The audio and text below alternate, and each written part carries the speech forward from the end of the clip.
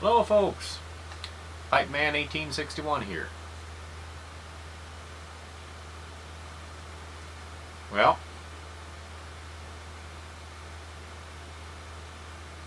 this is kind of an exciting video for me because this is the first video that I will ever have taken on an actual camera. I told everybody who joined the live stream last night, but my brother Zach, who is also the one who filmed my introduction video, presented me with a very nice gift, or an amazingly nice gift. It was a little Canon camera kit that includes a little tripod and a little microphone on top. So this is professional as far as I'm concerned. So this is my first video I've ever made with this, so this may not turn out just the way I want it, but we're going to do our best. I'm smoking some Sutcliffe Strawberry Delight in my K-Woody large Dublin. It's pretty good stuff. My wife gave that to me for Christmas. Surprised me with it.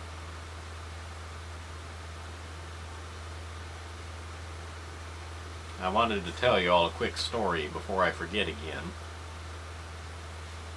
I mentioned a few videos back that I was able to finally get some Wenceslaus before they went out to the stock at Strauss. Well, that was a gift from my wife too.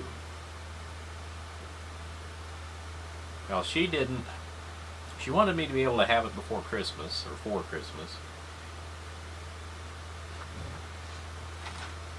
Oh yes, and I have my happy snowman mug full of my wife's homemade hot cocoa because, baby, it's cold outside.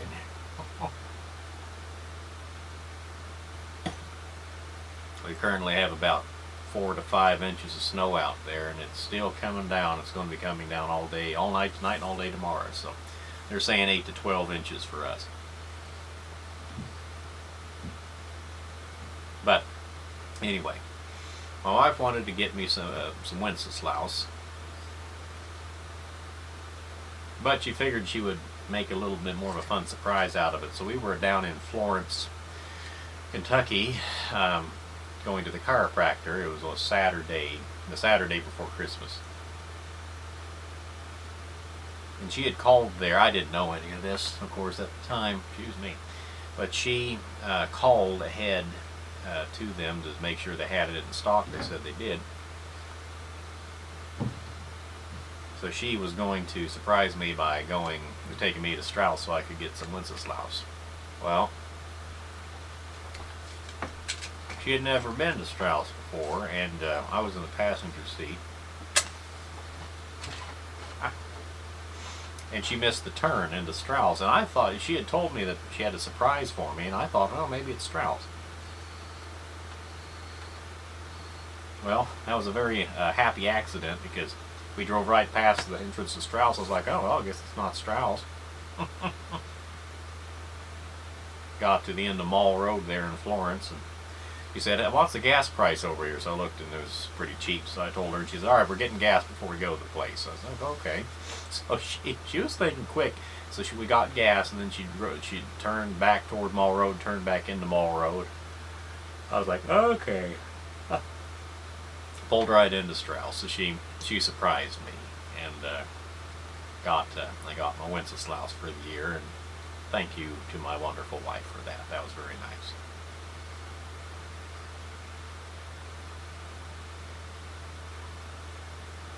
Anyway, today while I'm working on down here, I'm actually working on something for a change.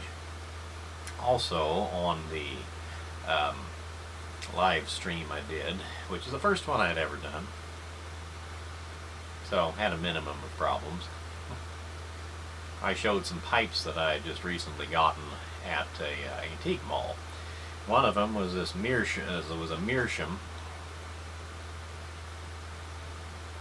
It was an African block meerschaum, and it was carved in the shape of a corncob pipe, and it has a straight, and I have it taken apart right now because I'm working on it.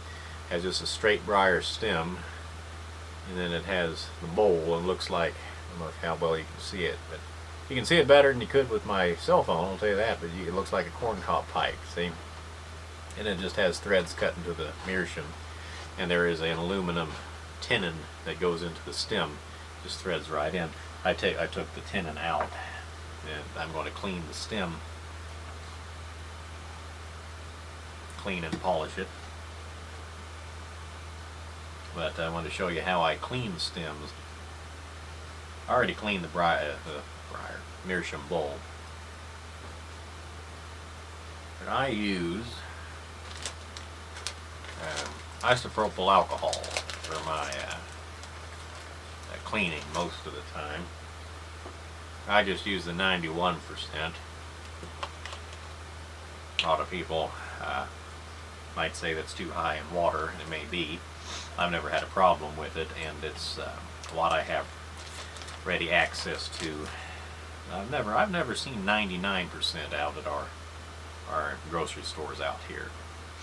So anyway, I wet a pipe cleaner with it, and I just thoroughly wipe out the stem, get all the old garbage out of it, of which there will be plenty, I assure you. Just clean it up, and you go through a bunch of pipe cleaners. If you've never cleaned up one of these old pipes, you go through 15-20 pipe cleaners easily. Look how nasty that is already compared to the rest of it. And you just keep going like that. I have also noticed that with cleaning these Vulcanite stems, some of them, the alcohol can cause more oxidation to form at a rapid pace on the surface of the stem. So if you have a Vulcanite stem that is unoxidized, you want to avoid using alcohol for cleaning. And also there are some types of Vulcanite, which I'm not entirely certain are actual Vulcanite. They may just be some oddball resin or something, but the alcohol tends to dissolve them a little bit, and I have never really been able to nail down exactly what brands did that. So just like with anything else, you have to proceed with caution, you know. Oh yeah, this thing has been smoked a little bit. Look at that pipe cleaner. I don't know how well it'll show up in the video, but it's nasty. I'm eager to see how this video quality turns out. I have not made any test videos. We're just going in on this and seeing what happens. I'm relatively confident that the quality is going to be quite good, but of course you never know until you try, so this is a bit of an experiment. And if you can pull the pipe cleaner all the way through the stem, it's not a bad thing.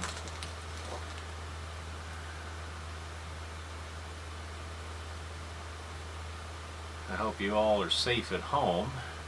I know this is affecting a lot of people in Kansas, Missouri, Illinois, Indiana, Ohio, etc.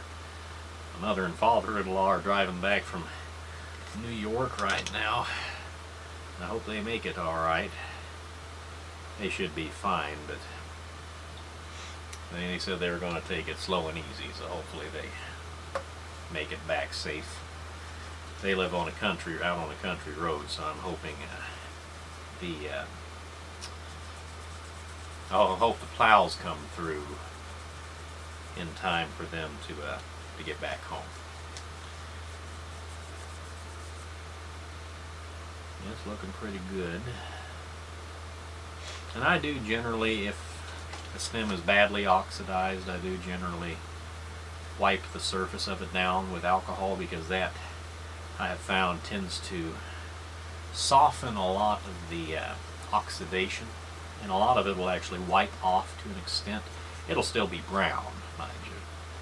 But a lot of it'll, like a gooey surface will come off of it.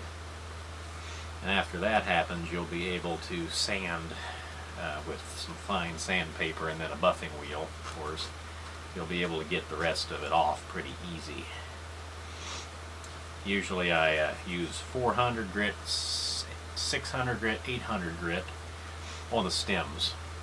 And then I find that my buffing wheel with white diamond compound will make pretty short work out of any of the sanding marks. So that one is looking better. We're getting there now.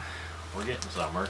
Some of these stems, I wish I could show you what I'm doing more, but with the position of the camera, but basically I'm just getting the pipe cleaner wet and I'm passing it through the stem. As I'm working with this, it's getting easier and easier to push it through. Then I pull it all the way through and repeat, wash, rinse, and repeat.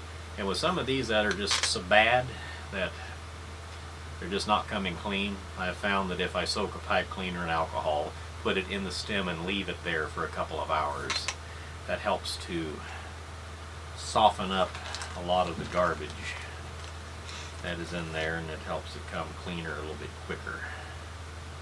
But in this particular instance, I'm just foregoing that step because it's coming clean pretty quick now. The stem, and with a briar pipe, the stem is the quickest part to clean, really, because of course with the rubber, it's the quickest part to clean as far as the tobacco tar goes. With the oxidation, that's another story. But now we just wipe it through. Yeah, it's getting pretty clean now. I'd say a couple more pipe cleaners. This pipe did not look to have been very extensively smoked, which often with estate pipes can mean that it's not the greatest pipe in the world, so we'll have to see how this old fella does. This particular pipe, if you ever see a pipe with a elephant stamped on the stem, it's usually in white. That was made by I believe I can't remember the exact name of it, the African Meerschaum company is the name that sticks in my mind, but basically in the 1950s or 60s, a deposit of meerschaum was discovered in Kenya, in Tangia. Well, there was a consortium of gentlemen who decided to exploit this, and they started a mining concern, and they started mining this meerschaum. And the meerschaum was not quite as good a quality as the Turkish meerschaum was, but of course Turkey had closed off exportation of their meerschaum to the rest of the world. They said they couldn't be exported, so they started mining this meerschaum in Africa. And I think all of the Peterson meerschaum pipes from about 1960 something or other all the way up till 2001 were all this African meerschaum. And then in 2001 the supply dried up, the mines ran out, and of course you couldn't get it anymore, so that was the end for Peterson Peterson meerschaum pipes, and some other companies used them too. It was decent meerschaum, it just wasn't quite as absorbent as the Turkish meerschaum. It was a little bit harder stuff. Alright, I think we can do one more pipe cleaner and this stem will be clean, at least on the inside. Oh yeah, that looks really good. See? Nice and still fairly white. Now, we've wiped all the garbage off the outside of the stem. So now, and usually I like to wet sand. Let's see, where's the lid to this alcohol before I spill it? Ah, there it is. Usually, like I say, I start out with 400 grit. Let's see if I have any handy here. Usually keep a piece. Ah, there's a piece right here. Behind the camera. There we go. Piece of 400 grit sandpaper. Now, I generally wet sand, but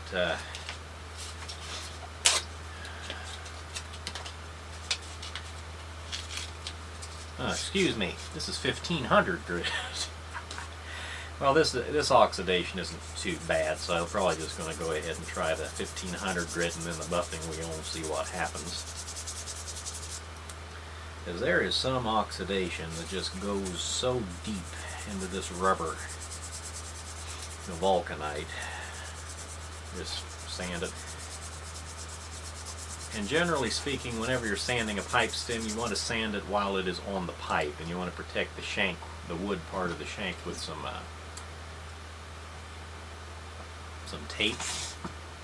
But since this particular stem actually kind of fits into a little recess on the side of the bowl on this pipe, and there's no shank to protect anyway, I'm just going ahead and sanding this off the pipe, and it should work pretty good.